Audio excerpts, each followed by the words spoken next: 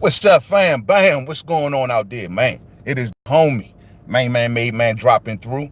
Y'all already know how I get down. We talking boxing. Going down on Thursdays and Sundays here on MainmanMademan's Boxing. Salute to the fam. Salute to everybody in MainmanMademan's Boxing Forum. Salute to everyone that catches this live and on the playback. Do not forget to hit the thumbs up and do not forget to hit the bell icon. You know what I mean? Sorry to the fam. Yesterday didn't do We Talking Boxing. Had a lot on my plate yesterday. Plus, on top of that, I was hurting yesterday due to the injury that my man Dak Prescott had suffered yesterday, man. I'm hurting behind it, man. I hope Dak, all prayers out to Dak Prescott. Man, America's team's quarterback got hurt yesterday, man, and that hurt, man. So, you know, I was a little down in the dumps yesterday from watching that. So, man, y'all got to forgive me for not doing We Talking Boxing, you dig? You know what I'm saying? Oh, okay. I understand, Zeno. Salute, fam. It's all good, man. I catch up with you soon. You know what I'm saying? You already know. Just catch it up on the playback, man, because we're going to have a lot to say right here. You know, I kind of noticed something about the boxing fans. It seems like every few weeks, we got to have this conversation. Mike Ryan, what's up, fam, bam? We always got to have this conversation.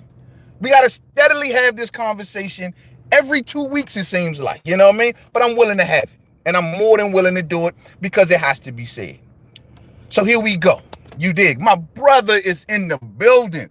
The OG Monty Brown. What's up, fam? Bam. What's up with you, man? Everybody that hears the sound of my voice, you need to be subscribed to Monty Brown TV. If you're not, you are wrong on so many levels. But I'm going to say this. Every few weeks, we got to do this. So I noticed that every time I drop a vid now, I always get a couple comments in the comment section like, yo, you know, what's up with your man, Bud? I'm like, dog, I'm talking about Deontay. Wow, yeah, but, you know, we hear Bud, we hear Bud don't really want to fight. We hear Bud's deal is this. We hear Bud is that. You know what? Cut the crap. Let's cut the crap. Let's just cut the crap. Let's make the rubber meet the road right now. And I'm going to put a statement out there that just explains everything in a nutshell, fam. Everything. Terence Bud Crawford is the most dominant fighter in boxing. Let's make the rubber meet the road. Let's cut the fluff out. Let's stop talking about Bomac being so fat. Let's stop talking about Bud, how many views he had on his pay-per-view and how much money is in his contract. Terence Crawford is the most dominant fighter in boxing. Give me a name of someone that's more dominant. Because this is where the rubber need to meet the road at. Forget all the crap, man. Who is more dominant, fam? Bruce goes in there. Building. Good morning, fam. What's up, man? Who is more dominant?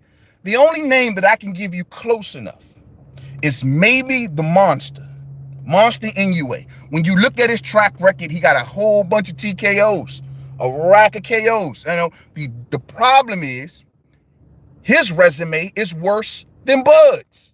Like, you look at his opposition and you say, well, that's worse than what we talk about with Terence Crawford. Not to mention the Nonito Donaire fight, he ended up in a unanimous decision. Bud is on a 7-fight knockout streak, and this is covering 2 weight classes. Who is more dominant? Give me a name. Dominant versus his competition. How did I know that comment was going to come flooding in? So, riddle me this. Danny Garcia, last fight before Ivan Redcat, he didn't stop Ivan Redcat. Why is that? Do you think Bud Crawford would have stopped Ivan Redcat? Here's another question. Riddle me this.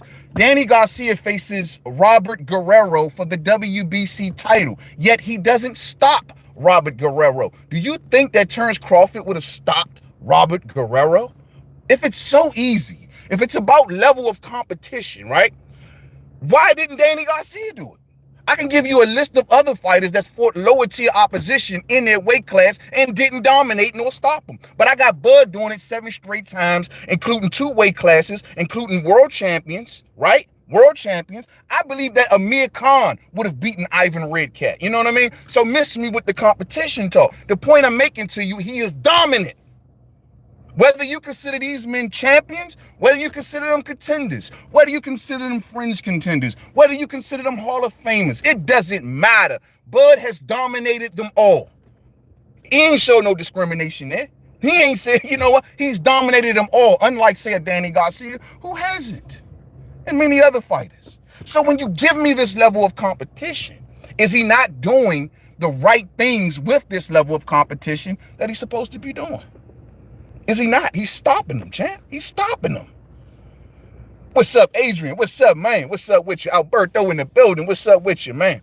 Bud, 10 TKOs in the last 11 fights. 10 TKOs in 11 fights, not to mention one over the great Jeff Horn, who he gets no credit for, who has the best win at welterweight. There is no other welterweight that has a better win than Jeff Horn, and Crawford stops him. When y'all come to me and tell me, you notice something about the criticism about Terence Crawford. Look at it, fam. It's all fluff. It's all fluff. They looking at his contracts, even though he has the best guarantee amongst both sides. They looking at his contracts. They looking at Bomac being fat, and they want to talk about Bo, but no one wants to talk about the warrior, though. And if he dominates Kell Brook, I want everybody who's on record that's saying I will give him full credit. I don't want to hear nothing.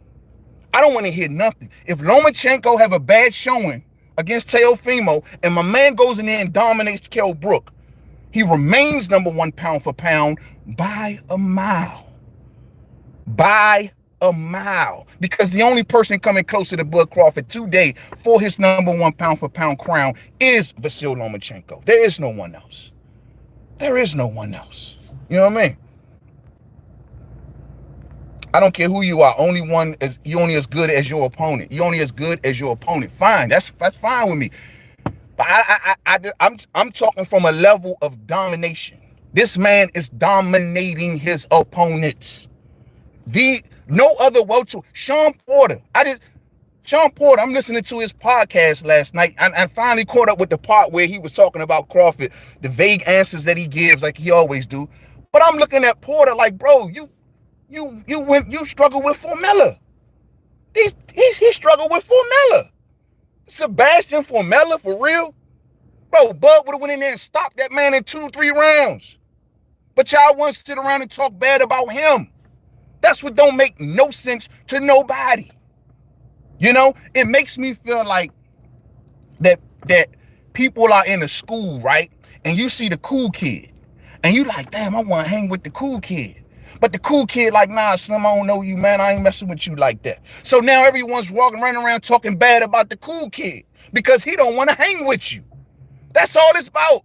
But when it comes from putting that work in, when it comes to dominating the sport, owning his #1 pound for pound crown, when it comes to wanting to fight the best, never running away from nothing or no one, sending offers, all kinds of stuff, he's done it all. He's done it all. All. Give me one instance where Bud said, you know what, I'm not going into that smoke over there. You don't got it. You don't got it. It doesn't exist, fam. All y'all doing is talking bad about, it's like people talk bad about the man because you can't hang with him. But when you actually, as you look at it from a boxing fan, you got to sit back and say, damn, he the most dominant fighter in boxing. You can't take that away from him. 7 straight stoppages that's covering 2 weight classes, including a undisputed championship in that 7-fight stoppage knockout streak. Unbelievable. Unbelievable. There shouldn't be a boxing commentator, unless you are biased, unless you are dug into a certain position, that should be going against this. That shouldn't be. That's why I'm saying, I'm still waiting on a name, fam.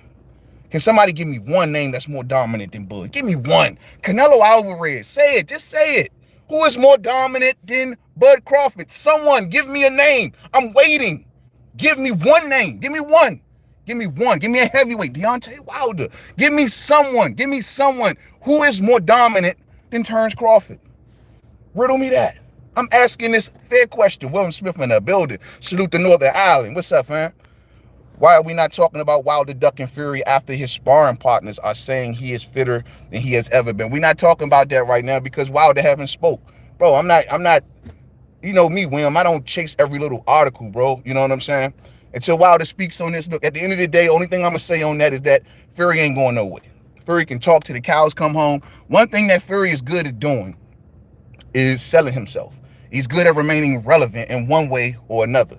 All I see Tyson Fury doing, it's the same thing I see Bob Arum doing. It's the same thing I see everyone doing, and that is just talking to stay relevant. That's it, and that's all. He ain't going nowhere. He knows he ain't going nowhere. He knows he got paperwork on him. He knows he can't go nowhere. I think, well, honestly, the honest thing, what I do think, though, is Fury is just looking for some ways to make money while he hot.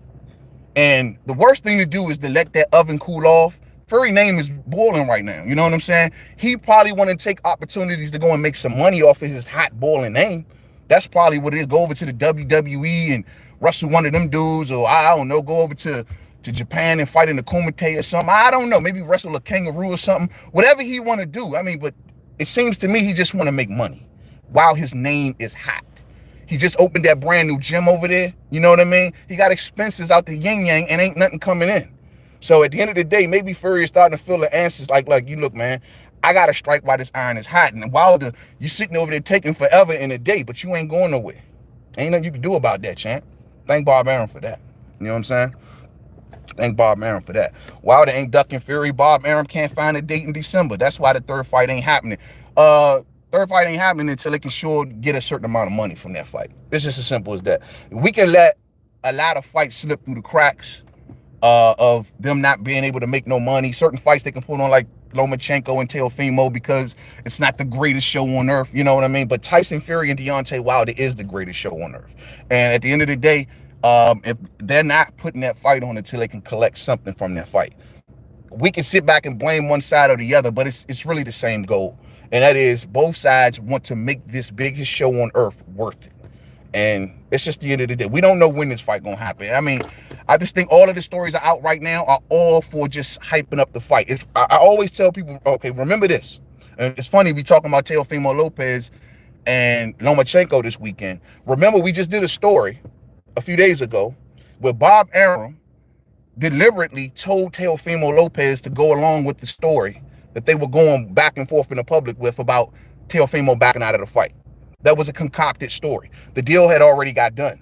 You know what I mean? So what Bob told Teofimo to just go along with it because it would help our ticket sales. And that's the thing. I think that's exactly what's going on right now. I think it's all fluff. I think it's all smoke and mirrors. I think they're looking for every little way to find and sell a ticket. You know what I mean? The same way that they did with Teofimo Lopez and Lomachenko. Teofimo Lopez came out and said, Lomachenko didn't give me nothing. The deal that they come out that Lomachenko gave up money out of his purse to give to me and I was willing to back out of the fight, that was all BS. We had been did the deal days ago, but we came out to the public with this. Smoke and mirrors. You know what I'm saying? Smoke and mirrors. Word of the day in the building. What's up, man? Crawford is either 1 or 2. I have been back and forth on this for a while, and I totally understand that word of the day, because I truly believe that Vasily Lomachenko is the closest thing to Terence Crawford, and that's just being straight up fair. I don't think Canelo is there. I think it's Vasily Lomachenko, but I do think that the pound for pound crown is dependent upon their next fights. Loma goes in there, he dominates Teofimo Lopez. We may have to revisit this. But if Terence Crawford goes and dominates Kell Brook, and Lomachenko has just a subpar performance, we're talking Terence Crawford remaining #1 pound for pound. All he has to do is dominate. That's it, bro. Or the one edge that Lomachenko has over Terence Crawford is level of opposition. But when it comes to domination, when it comes to accomplishments and achievements, Terence Crawford leads Vasily Lomachenko in these areas. And he's already done what Lomachenko is attempting to do today. So I still rock with Crawford as #1, but it's very close. It's real close. And that's mainly because Crawford's level of opposition has not been quite up to par like we want to see it. You know what I mean? That's just keeping it 100.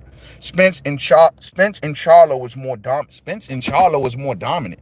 How is Charlo more dominant? He's like 2 fights away from a loss. Riddle me that. That can't be the case. You know what I'm saying? And as for Errol Spence Jr., as I always say about Errol Spence Jr., he needs more work. You know what I mean? He got to put in a little bit more work. We not quite there yet.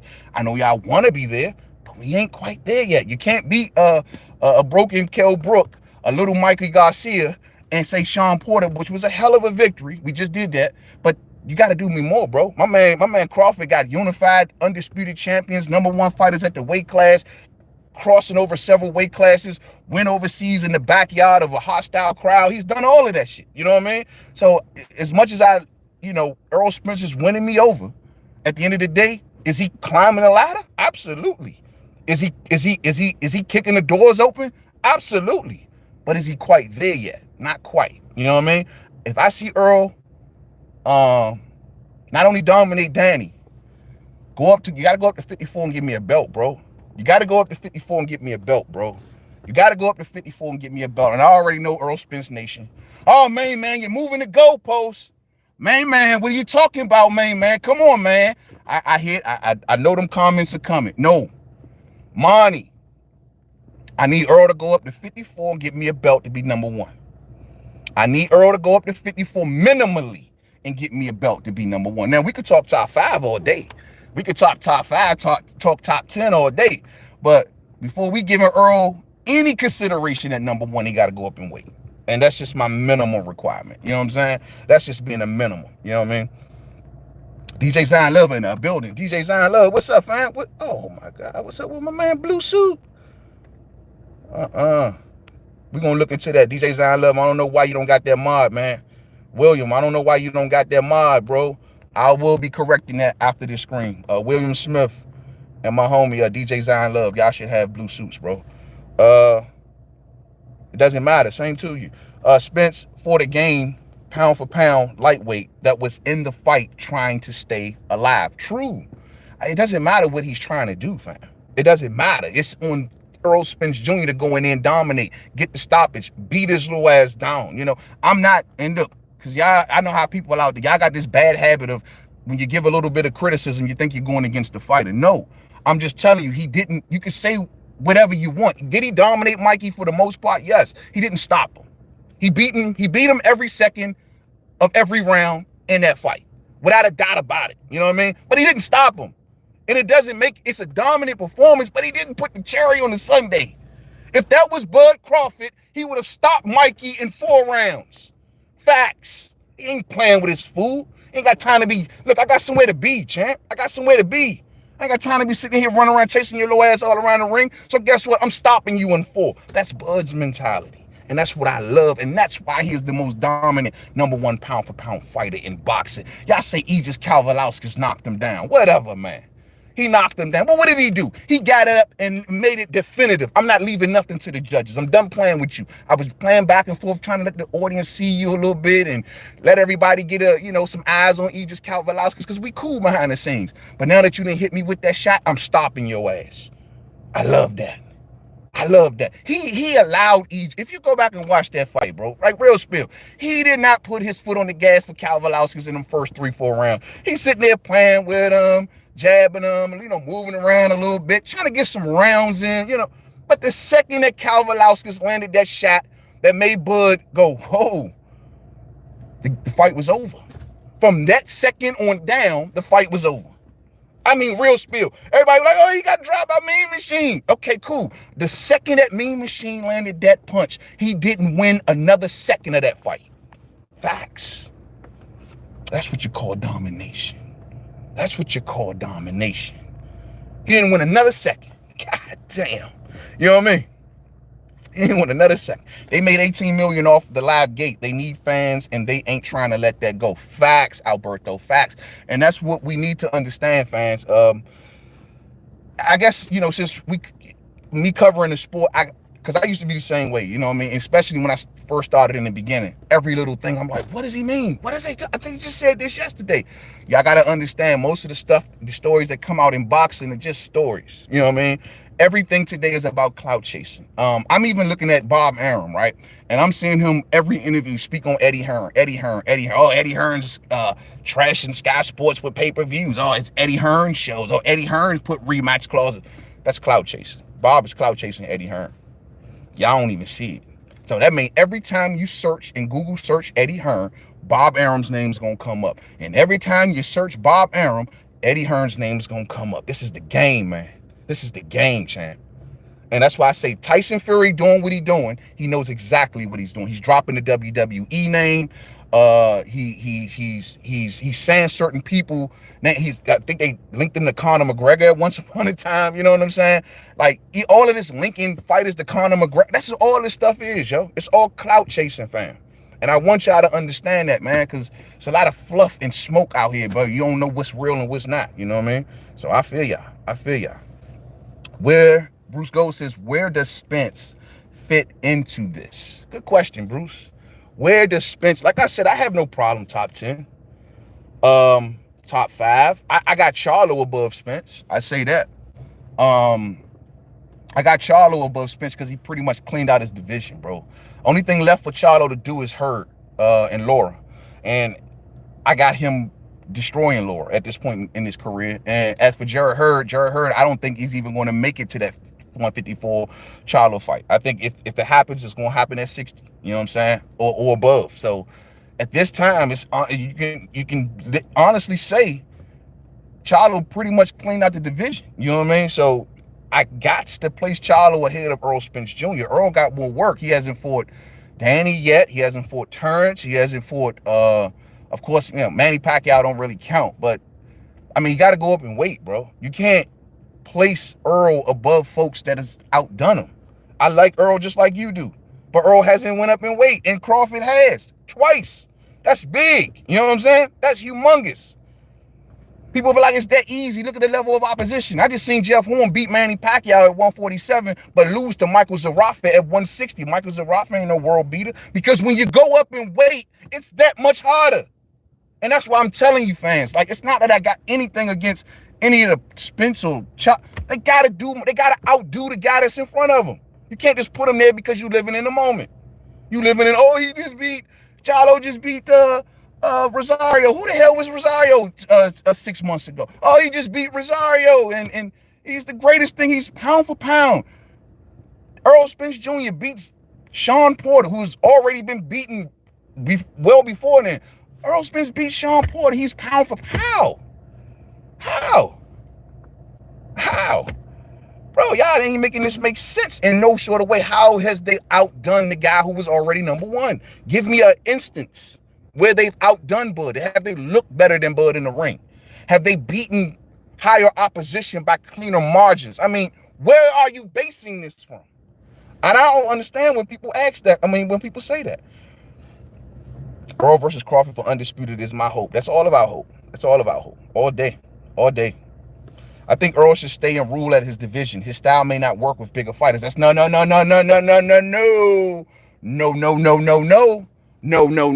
no Earl can stay at this division and rule this division. No, that ain't how it. No. We talking pound for pound here, right? Because no. If Earl cleans the division out, you move up and you go and you do it again. Ain't no staying down there being bigger than everybody that comes up from 140. Hell nah, bro. You move up. Earl should be at about 2 to 3 fights tops. Two, 3 fights tops from moving up to 54.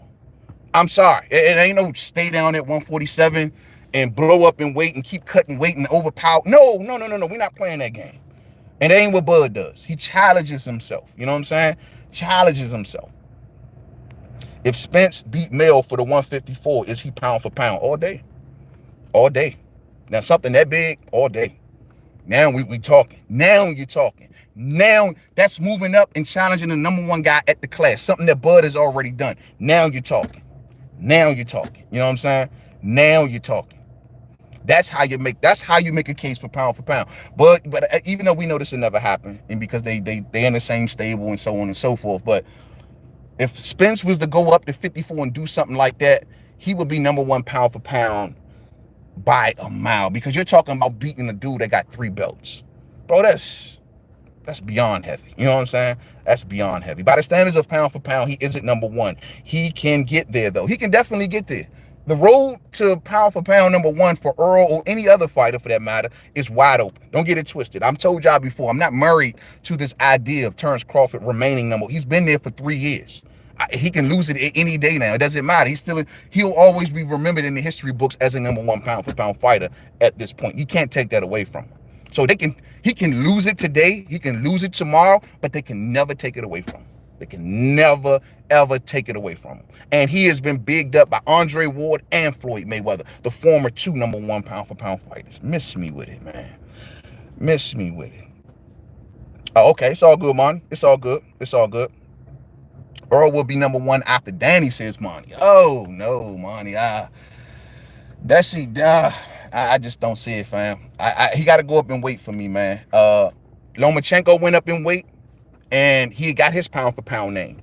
Terence Crawford went up in weight, and he got his pound for pound name. Andre Ward went up in weight. He got his pound for pound name. Floyd Mayweather went up in weight. He got his pound for pound name. So Errol Spence can sit at the same class, unlike all of these dudes, and just beat up on some okay fighters and then say he's #1 pound for pound. It don't work like that, fam. You got to get like them. That's why I be saying, y'all lowering the bar. If you could just stay in one weight class, beat a couple decent names, and be considered #1 pound for pound, well, I can give you a lot of #1 pound for pounds, fam. You know what I mean?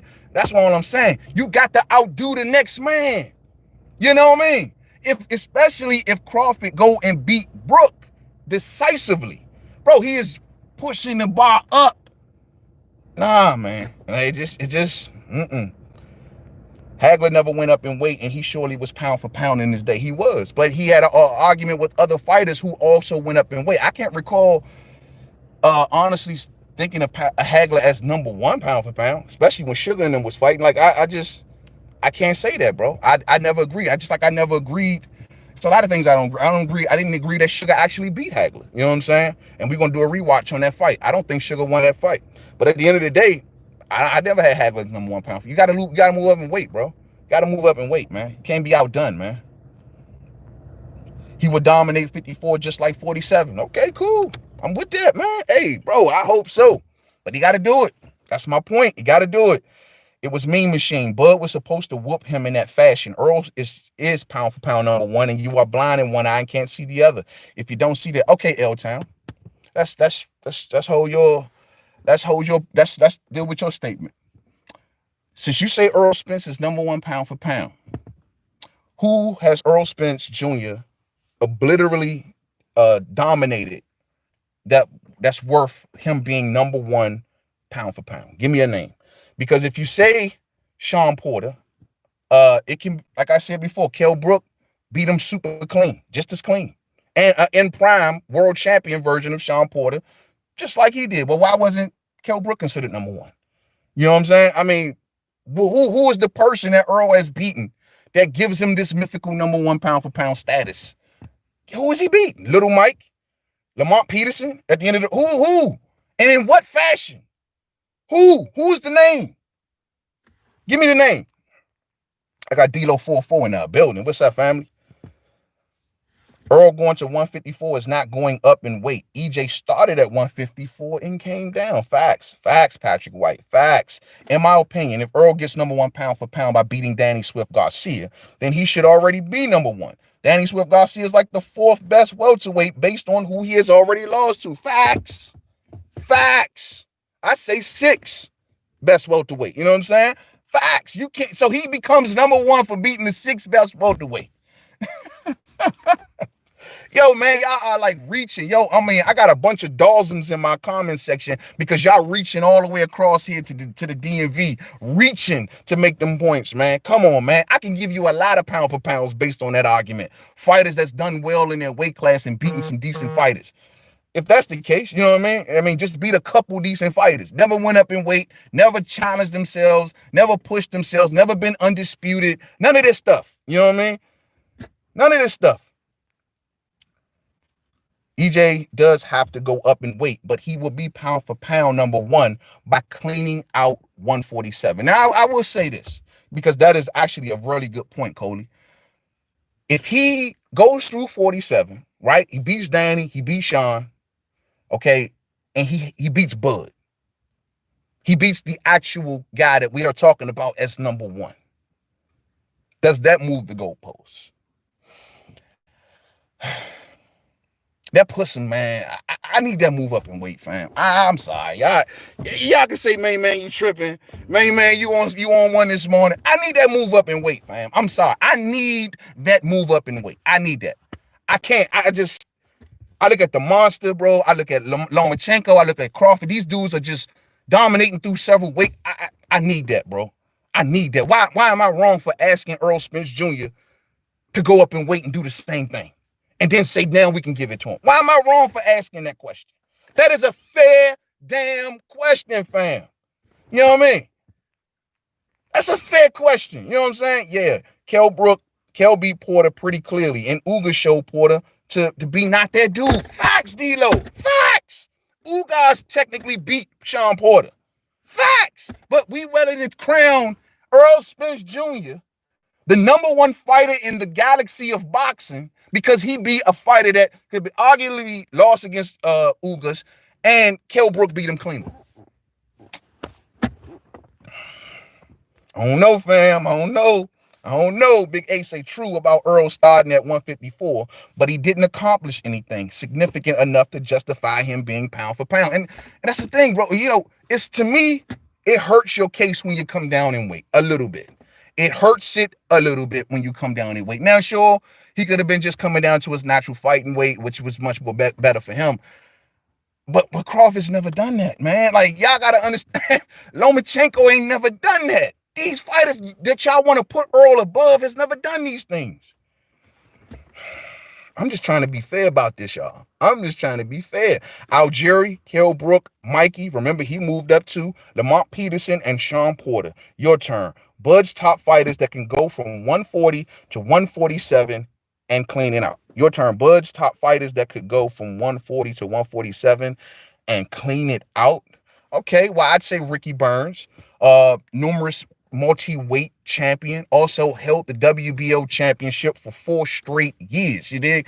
My man went over into his backyard where Ricky Burns at the time was a big, humongous name.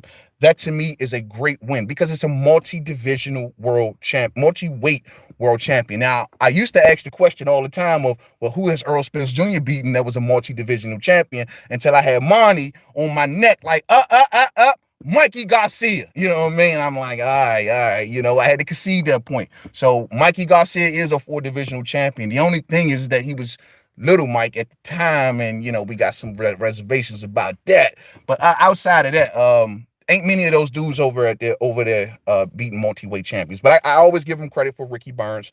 I always give him credit for Victor Postol. Victor Postol was considered the #1 fighter at the class because Danny Garcia had left the class during that time. And so, like I always say, once again, who has Errol Spence Jr. beaten to that went up in weight and beating the #1 guy? So when y'all say Charlo, that reminds me of what Terence Crawford did with Victor Postol. You know what I'm saying?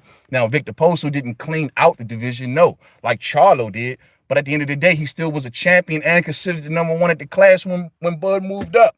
So I'll give you a #1 guy. Even with Julius Ndongo, has Errol Spence Jr. ever faced a unified world champion? You know what I'm saying? Julius Ndongo, say what you want. Oh, Mainman Mademan, who is he beat and who is what level of blah, blah, blah. But once again, he was a unified champion. And I respect unified champions, especially a man who came from rags to riches, who came from a country where he was getting no smoke and made it to the world-class level to become a unified champion. Do Earl got one unified champion on his resume? The answer is no. You know what I'm saying? The answer is no. And then lastly, I'll give you Jeff Horn and say that Jeff Horn has the biggest win at welterweight, fam, over Manny Pacquiao. There is no one else that has a bigger win because Manny just recently beat Keith Thurman. And yet, Terence Crawford defeated him. So if you put Jeff Horn in comparison to all of those names you just named, from Chris Algieri to Lamont Peterson, who has a better win than Jeff Horn? You see where I'm going? You know what I mean? We can do this game all day, fam. That ain't the point I'm trying to get to, though. The point I'm trying to get to is the fact that Bud is the most dominant of the two. You know what I mean? Because when you put him in not only against these type of fighters, he's dominating them. Earl did not dominate Sean. He did a good showing. Can I say it was a domination? No, I can't say it was a domination. I went back and watched the fight. He fought a great fight. Clean, bigger margin of victory than I originally thought. Absolutely. But at the end of the day, it wasn't a domination. He didn't win every single round like Crawford be doing. You know what I mean? So we can do the name game, trust and believe. But I will tell you that Crawford's opponents have much more accomplishments than Errol Spence Jr.'s opponents. You really want to play that game?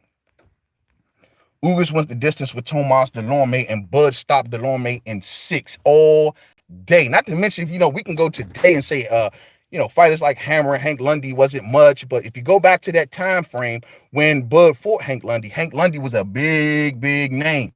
He had lost to Carlos Abregu, but then he had turned around and he had redeemed himself. And who he had beat to redeem himself? He redeemed himself, and he was back in the win column, and then Bud went and fought him for the vacant title. Hammer Hank Lundy at that time was a good fighter. He didn't pan out to be so good, but at that time, he was a damn good fighter. You know what I'm saying? Pound for pound means your skills transcend weight classes by definition all day. Why do we call Sugar Ray Robinson one of the greatest pound for pound fighters of all? How many weight classes did Sugar Ray Robinson cover? You know, how many weight classes did Hank Armstrong cover that makes these men so great? That's the thing I lean on. You dig? And that's why I tell y'all out there with these pound for pound arguments. Look, man, I love Earl. Y'all are just fans of Earl. Y'all are just fans, and you haven't seen a fighter like Earl come along in quite some time. And I will admit that. He's a good fighter. He goes into the smoke. He gives us a great performance each and every time. And we are captivated by that. That's what it is. We blown away. We ain't seen nothing like this since the coming of Marvin Hagler. You know what I mean? We ain't seen it. So you excited. And I get it. But allow Main Man to have to pull you back down to reality and say, let's just calm down for a little bit and remember that we got a guy over there named Terence Crawford. You know what I mean? That's all I'm saying. Thumbs up for the fam, man. Thumbs up for the fam. What Olympic gold medalists have Spence beat? I know my boy Crawford beat that boy Diaz. He was an Olympic medalist. Oops. You know what I'm saying? It wasn't Victor Post. Oh, man. I mean, man, like I tell y'all, bro, the argument shouldn't even be up argument. That's why I try to cut all the fluff out and say, let the rubber meet the road. And that's just look at the performances. You know what I'm saying? And when you look at the performances, you see that Bud is beating these dudes in dominant fashion. And I really believe that if he beats Kell Brook in dominant fashion, no one touches him. No one touches him. And everyone is on record. I'm watching y'all. I'm watching all of y'all. Everyone is on record saying you're giving Kell Brook credit. Miss me with the Kell Brook short training camps and the Dom Ingle shit. Missed all that because guess what? Kell Brook put in one of the greatest performances that he's ever done without Dominique Ingle. You know what I'm saying? And that is against Michael Zarafa. You dig? So, sorry, man. Phone ring. And that is against Michael Zarafa. And he put in a beautiful performance against Michael Zarafa. Screw Dom Ingle, dog. Screw Dom Ingle. Screw Eddie Hearn. Screw them all. You dig? Hey, Kell Brook, you got to do what's best for you, bruh. But I personally, honestly, I ain't did a video on this, but I honestly think that Kell Brook and Eddie Hearn split like this when Kell Brook decided not to fight Liam, what's the dude? Liam Smith. That would have been a total in-house fight that Eddie Hearn could have put on. If you go back through the quotes earlier this year, all you saw Eddie Hearn talking about was how he wanted Kell Brook to face Liam Smith. How he wanted Kell Brook to face Liam Smith. Oh, Kell Brook and Liam Smith would be a great fight. We could do that fight right away. Easy. He would have told Sky to put that fight on with the quickness. But Kell Brook said, I'm not fighting no Liam Smith. It could be A, because Liam Smith touched him up pretty good in sparring. We remember the video. Or it could be B, Kell Brook is just at the end of his career. And he's like, look, bro, I need checks. I need name. I need status. I'm not doing this this ring around a rosy thing and stand on the UK local scene. I need some, this is it. These are my last hurrahs, bro. Make them count. So he taking stuff into his own hands. I respect Kell Brook for what he's doing. I have total respect for that man. Total respect. You know what I'm saying? If y'all didn't respect him for quitting against Errol Spence Jr. and y'all say he took a knee in front of his own people, but how do you not see this man redeeming himself? You know, he flew over here by himself and met Errol Spence Jr. at a fight and say, hey, I wanted to try to get the rematch. Earl said, get a belt, which is a right position to take. Get a belt, already beat your ass in your backyard. Fine. Then Kell Brook comes back over here by himself looking for Terence Crawford. You know what I'm saying? Man, I got total respect for this man. Total respect. Bucking his promoter, bucking his network, and bucking everybody. His trainer, fuck all y'all. You dig? I'm going to make this for me, and I'm walking on the first thing smoking, and I'm gone over. People are like, oh, he going to have a week. Bro, Kell Brook has been training for the last 6 to 8 months. Facts. Kell Brook may be a lean, mean fighting machine going into this fight. He has been in Fort de Fortuna for a minute. He asked Dominique Ingle to come over to Fort de Fortuna, and Dom like, nah, I'm not coming to Fort de Fortuna for whatever reason. He been working with Fuchs. He been working with John Fuchs since Michael Zarafa. You know, I'm sure he got people like Billy Joe Saunders has been over there sparring him. Like, y'all ain't been seeing this stuff? Kell Brook has been preparing for this moment, you know, and that's why I'm telling everybody, yo, you have to give him total respect for what he's doing. He says, yo, man, I love you, Dom Ingo. I want you to roll with me, but clearly you ain't. Fine. I'll rock with John Fuchs. We gone back to Fort Fortuna. We'll be back over in Sheffield for 2 weeks to train. After that, I'm heading to America for another 3 weeks to train. You either down for this ride or you ain't. I respect Kell Brook. I respect Kell Brook. But you know, if the top welterweight would have dropped Crawford with that shot, it would have been a different situation. Sure. Maybe that top welterweight wouldn't have never eased up. But sure, maybe so. But at the end of the day, it's almost like the argument going of when you riding a horse, it ain't so much you get thrown off the damn horse. It's as long as you get up and get back on that horse again and keep on going, right? Well, guess what? It ain't so much that Bud got hit with the shot. This is boxing. You're going to get hit with a shot. You're going to get hit with a shot that you don't see coming. This is boxing, you know what I mean? But it's how he responded to that shot. And he responded by utterly and completely dominating and stopping Aegis Kalvaluskis. You know what I'm saying? Real spill. I'm about to get up out of here, fam. Wayne Jr. in the building. What's up, man? He said, I hate Earl. Oh, man, I hate Earl. That's right. I knew I was going to get one of y'all. A little bit of criticism and you hate Earl. You know, I'm not like that to the anti-Crawford folks. You criticize Crawford all day. That ain't my thing. But a little bit of criticism that Earl get and you hate him. I think what Earl is doing is awesome. If the roles were reversed and Crawford was in Earl's position and Earl was in Crawford's position, guess what? Man would be saying the exact same thing. It's not an Earl thing. It's a prove thing. You know what I mean? It's not an Earl thing. It's a prove thing. I'm not going to just throw you up there in front of cats that's already outdone you. Don't make no sense.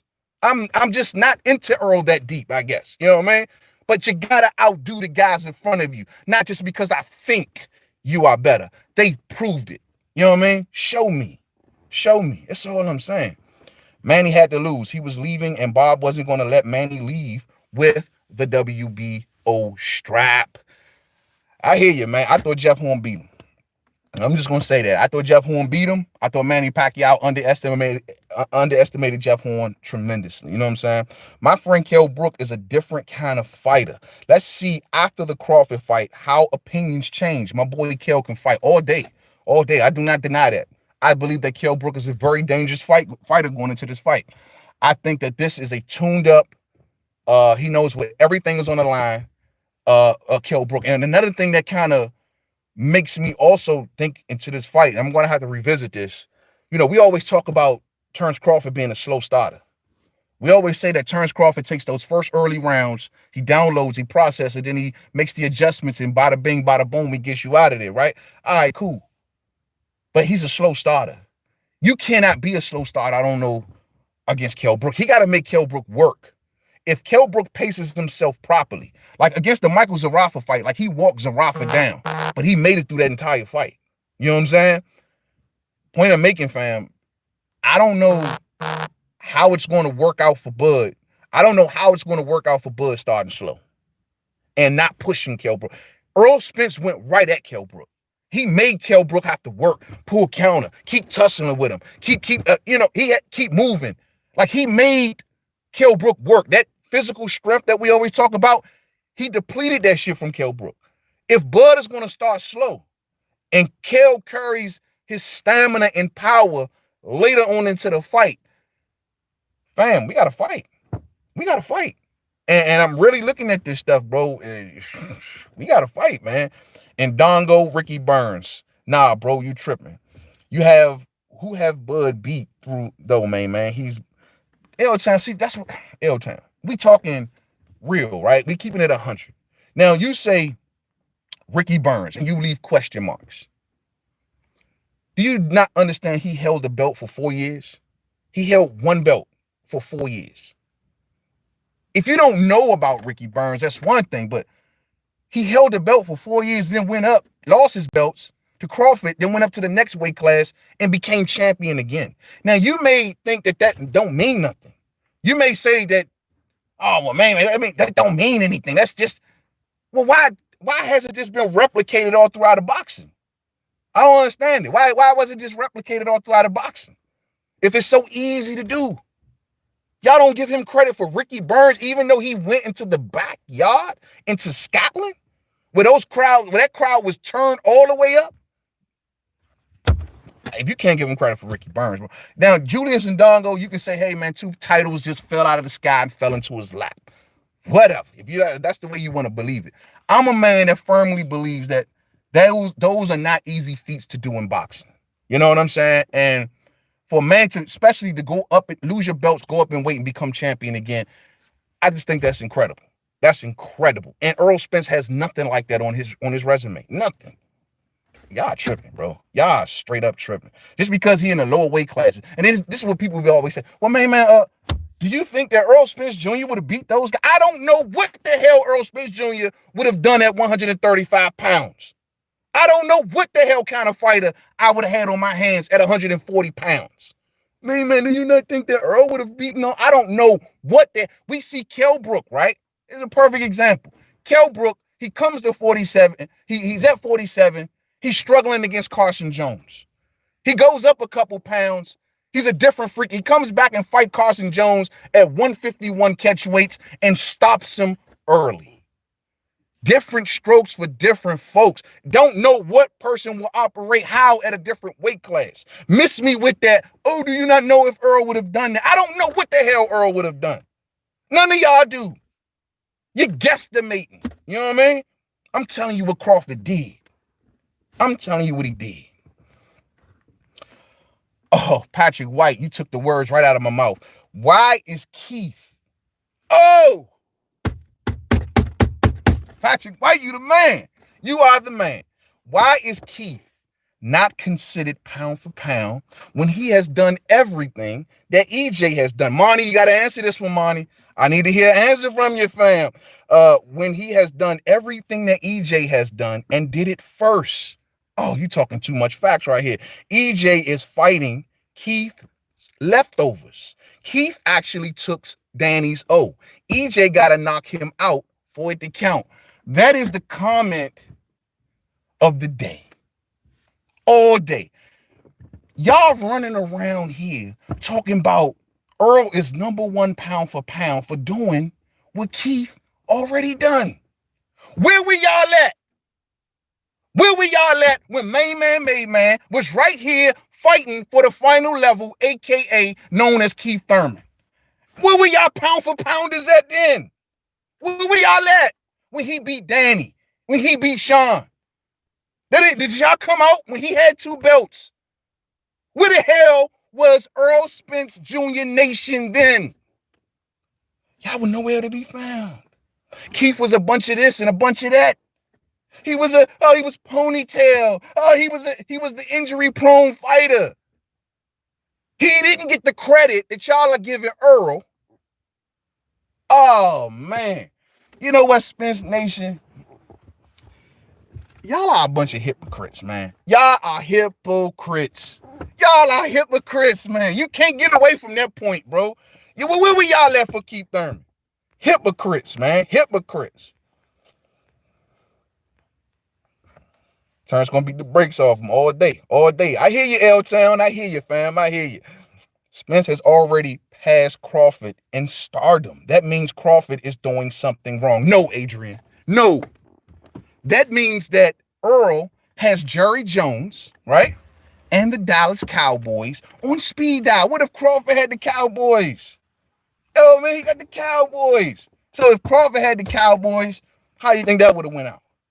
I mean, on top of that, you know, Earl has a boxing market. He has like the biggest state. You know what I'm saying? Like Texas is like his own country or some shit. Like he has the biggest boxing market out here, bro. You know what I'm saying? So his stage is definitely set for superstardom. Don't misquote me on this. His stage is set for superstardom, without a doubt. But you can also be the #1 star in boxing without being the #1 pound for pound fighter in boxing. You know that, right? You can be the biggest. I mean, Canelo Alvarez is considered a star, but he ain't considered #1 pound for pound. No, is he? No, is he? Crawford hasn't had a 50-50 fight his whole career. He was supposed to put those fighters he fought to sleep. So Adrian, by your, and Adrian, correct me if I'm wrong, I think you are a Danny Garcia fan. By your admission of Crawford should have done this, why didn't Danny Garcia stop Ivan Redcat? If it's so easy, the level of competition is just so easy. I mean, Ivan Redcat is talking about fighting Adrian Broner. So if it's so easy, to stop lower tier opposition and dominate them, I didn't see Danny dominate Robert Guerrero. I didn't see Danny dominate Chomps, Ivan Redcat. You know what I'm saying? So I didn't see Sean Porter dominate Sebastian Formella. Did you see that? I didn't see that. So what you talking about, man? It ain't always that. My man is stopping everybody that they put him in the ring with. Current champions, unified champions, former champions, number ones, whatever. YouTube is already thinking Kell has no chance, but you have to think over here. We see Kell training on a regular basis, and he has been in camp for 7 months. He looks lean, he looks sharp, and no weight draining. I agree with that 100%. And that's why I'm like, yo, people, it's always easy to run with these crowd statements. And everyone's in the crowd together just believes that Kell Brook doesn't have a chance. Well, when those who actually sit down, block out the noise for a second, you actually look at this for yourself, you will see that Kell Brook has been working his ass off. You know what I'm saying? Anyone who believes this is perhaps Kell Brook's best training camp. This is not the worst training. This is his best training camp. This training camp has been spanning for months, months. If this is just more than just a fat weight loss camp, I believe, for Kell. He's going to actually work on game plan. I mean, when you got that much time to shed the weight, and keep in mind, fight fans, it ain't really that, it's bad, but it ain't. Remember, his last fight he didn't even come in at 154 pounds. His last fight, he only came in like 152 or 151 or something like that. It was up in that area. He wasn't at the full-fledged 154. And so that's what I'm telling y'all, man. With this much time to lose the weight and to build the muscle back properly, and y'all tripping, man. Y'all tripping. You know, y'all listening to Eddie Hearn and people like those broadcasters over in the UK and everyone who's forming a dumber paint. That's why Kell Brook left that area, man. That's why he said, I'm not having nothing to do with these people over here, because all they doing is trashing me. That's all they doing. Oh, I don't have a chance. Everyone's mad that I'm fighting Crawford. Funny how Amir Khan didn't get nearly half the blowback that Kell Brook is getting. Not half. But Khan can do whatever he wants. You know, he fought Crawford with no problem. Okay. Wait, no one you named is relevant. But guess what beats by Bay? One of the people I named is going to the Hall of Fame. Facts. Ricky Burns will be in the Hall of Fame. So when you talk like that, know what you're saying. Does Errol Spence Jr. have a Hall of Famer on his resume? Riddle me that, because I'm telling you, Ricky Burns, when he retires, he will be going to the Hall of Fame. So come back and holler at me. You know what I'm saying? Earl got stamped by Floyd, and by default, Floyd has already said that Terence Crawford, on many occasions, that Terence Crawford is the number 1 pound-for-pound fighter. He just recently, we just covered it last week, came out and said that Lomachenko ain't even on Terence Crawford's level. So Floyd Mayweather is in the Terence Crawford camp when it comes to the pound-for-pound discussion. So is Andre Ward. You know what I'm saying? You're putting too much into Kell Brook. Ain't been at 47 in years, and he was struggling then. It is Bud's best ops today. I agree with that, but the reason I say, you gotta remember, it's one little known fact about Kell Brook always gets swept under the rug, fam. We can say, yeah, Kell Brook is struggling to make the weight and this, that, and the third, but he's always struggled at 47, and he was there for years. He's missed weight in the past. I don't know why people forgot that. He missed weight one time. He got a chance to come back and redo it and then made the weight, but on the first attempt, he missed weight. And like I told y'all before, in the Carson Jones fight, he was much better at a higher weight. He's always struggled with weight, even in the Sean Porter fight. Like when he fought Sean Porter, and we give him so much credit and props for beating Porter so clean, guess what? He struggled in weight in that fight too. The only difference is that he got a much longer training camp, and B, he won't have no rehydration clauses. You know what I'm saying? All of these things matter. He had an IBF 10-pound weight limit rehydration clause on him while he was at 147. Well, he won't have that constraint now. You know what I mean? Point I'm taking, y'all need to go back and watch Kell Brook's last 3 fights, and you will see that dude ain't lost a step. He has the same problems he's always had. Ain't nothing changed. His problems has always been stamina, stamina, stamina. And he just still has that problem. I don't think that Kell Brook is doing themselves no favors by going down in weight, but I don't think it's going to hurt him as much as people thinking. I don't care what Floyd talking about. He keeping Tank from being placed on the pound for pound list. Tank is nowhere near the pound for pound list. I don't care if Tank beats Leo Santa Cruz. I don't care if Tank beats Leo. I don't care if he beats Gary Russell. I mean, Tank is nowhere near the pound for pound list. Tank been beating up on smaller fighters most of his career. I love Tank. I do. Y'all know I rock with Tank. But you can't beat up on a bunch of 126 pounders while you're at 130 and then be considered pound for pound. We got to call it what it is, man. It's raining out here. Sorry, fam. We seen the Tink in Thurman's armor, bro. But Beats by Bay, did you consider Keith Thurman #1 pound for pound when he did exactly what Errol Spence Jr. did? Did he get that same level of credit from you? I'm pretty sure you didn't. Pretty sure you didn't. So I think that, honestly, I'm going to go ahead and end the stream on that point right there, because that point, and I remember making that one a few times in the past, but that one is just irrefutable. That is just irrefutable. I'll be looking around for some answers on this. Why have y'all given Errol Spence Jr. the credit that you would not give to Keith Thurman? Why would you do that? Riddle me that, fam. Anyone who leave this stream with, if you say Main Man just talking a bunch of stuff, leave with this one question. If you consider Errol Spence #1, why didn't you give that same respects to Keith one-time Thurman? And I'm going to get up out of here with that. Thumbs up for the fam. I just wanted to come and rock out with the fam for a little bit because I missed We Talking Boxing yesterday. Y'all already know it's all love between me and all y'all. I don't care what nation you're from, whether you're Spence, you're Terence Crawford. I don't care what's your opinion. All I care about is you rocking with the homie and giving it back to the homie when he's giving it out there to y'all. You know what I'm saying? Much love to all of y'all, man. Y'all stay safe and sucker free out there. Stress and sucker free out there. It's a crazy day out here in the DMV. We getting a lot of bad weather. You know what I'm saying? So y'all be cool out there, man. Real spill. And hopefully we'll get back up on here real soon. But once again, I want to leave y'all with this question. Why do you not give Keith Thurman the same credit that you give Errol Spence Jr.? I'll be looking for y'all answers. Much love to the fam. Hit that bell icon. To the next one, man. Peace out.